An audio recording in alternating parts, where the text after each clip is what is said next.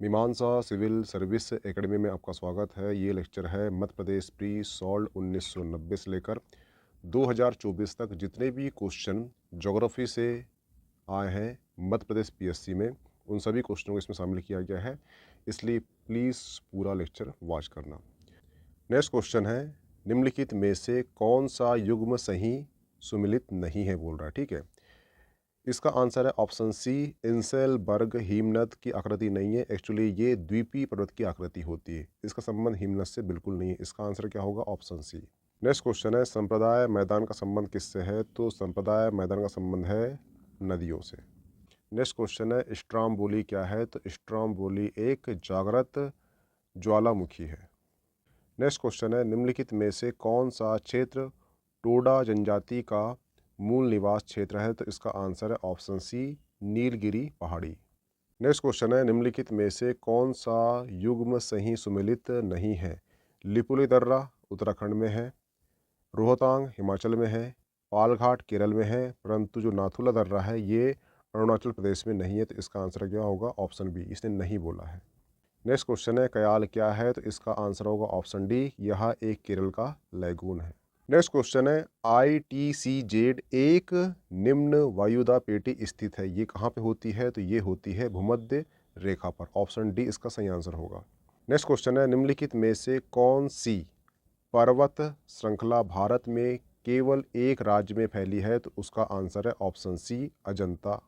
Next question है, निम्नलिखित में से कौन सी नदी चंबल में नहीं मिलती? तो उसका आंसर है option C, Betwa. Next question है, भारत में दक्षिणतम पर्वत श्रेणी है? तो उसका आंसर है option C, cardamom.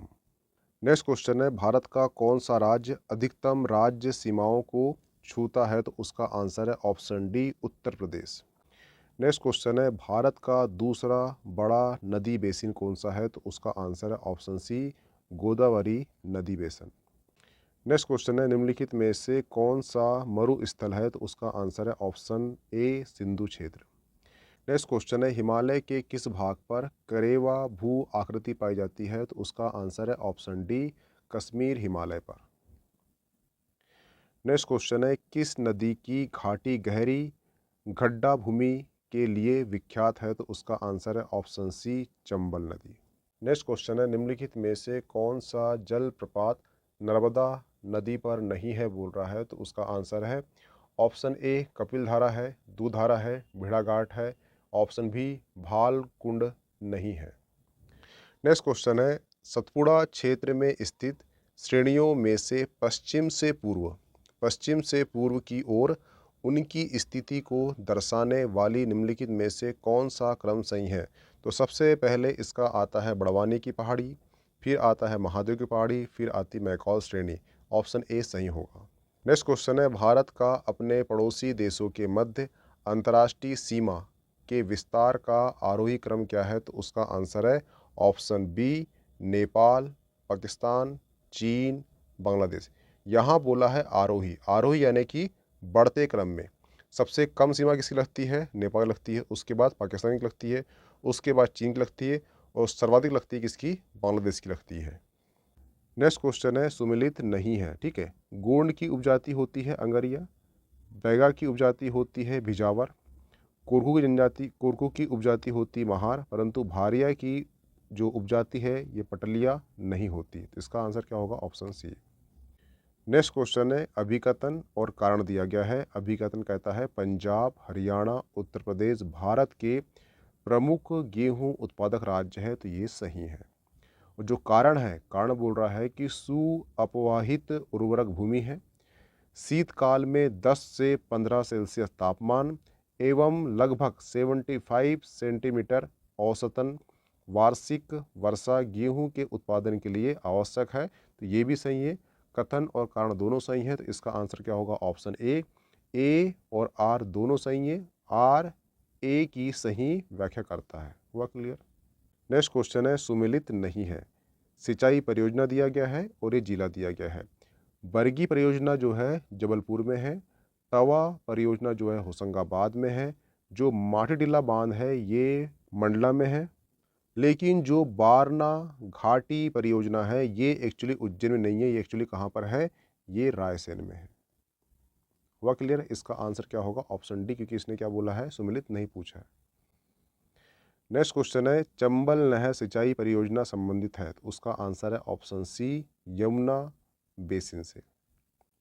Next question है, निम्नलिखित में से कौन सी एक फसल व्यापारिक नहीं है, तो उसका आंसर क्या होगा? ऑप्शन डी, बाजरा व्यापारिक फसल नहीं है, गन्ना है, केला है, कपास है। नेक्स्ट क्वेश्चन है, बेतवा नदी निकलती है, तो उसका आंसर है ऑप्शन सी, विंध्यन पहाड़ियों से। नेक्स्ट क्वेश्चन है, ट्रक कृषि संबंधित है, तो उसका आंसर है ऑप्शन ए, साग सब्जी से।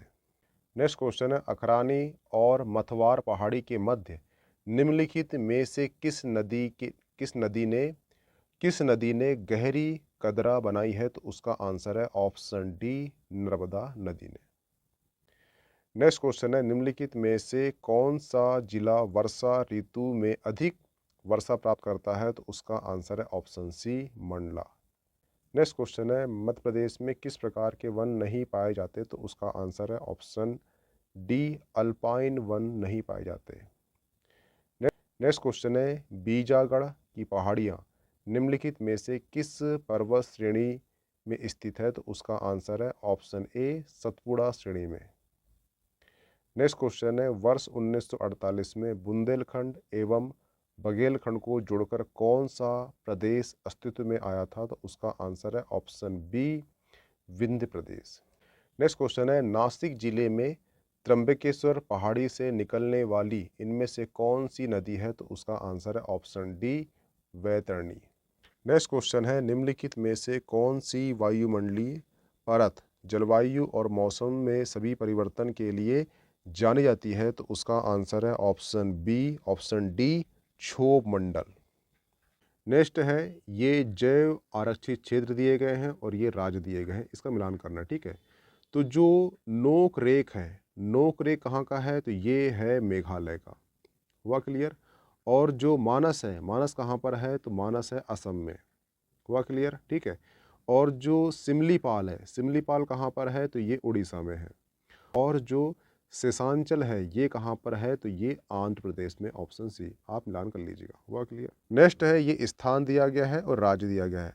तो जो बैलाडीला है, ये कहाँ पर है, तो ये छत्तीसगढ़ में है। इसका क्या होगा? ऑप्शन सी होगा, ठीक है। और जो केंदुरझर है, जो केंदुरझर है, ये कहाँ पर है, ये उड़ीसा में है। जो बालाघाट कहाँ पर है, तो ये मध्य प्रदेश में है। और जो कुद्रेमुख है, ये कहाँ पर है, तो ये कर्नाटक में। हुआ क्लियर है? आप मिलान कर लीजिएगा। नेक्स्ट क्वेश्चन है, 21 जून को अंतर्राष्ट्रीय योग दिवस के रूप में मनाया जाना किस वर्ष से आरंभ किया हुआ है, तो उसका आंसर है ऑप्शन बी, 2015 से 21 जून को अंतर्राष्ट्रीय योग दिवस के रूप में मनाया जा रहा है। तो यहाँ पे आपका पार्ट 1 समाप्त होता है 1990 से लेकर 2024 के बीच में जितने भी क्वेश्चन आए ज्योग्राफी से। ठीक है, मिलते हैं नेक्स्ट पार्ट में।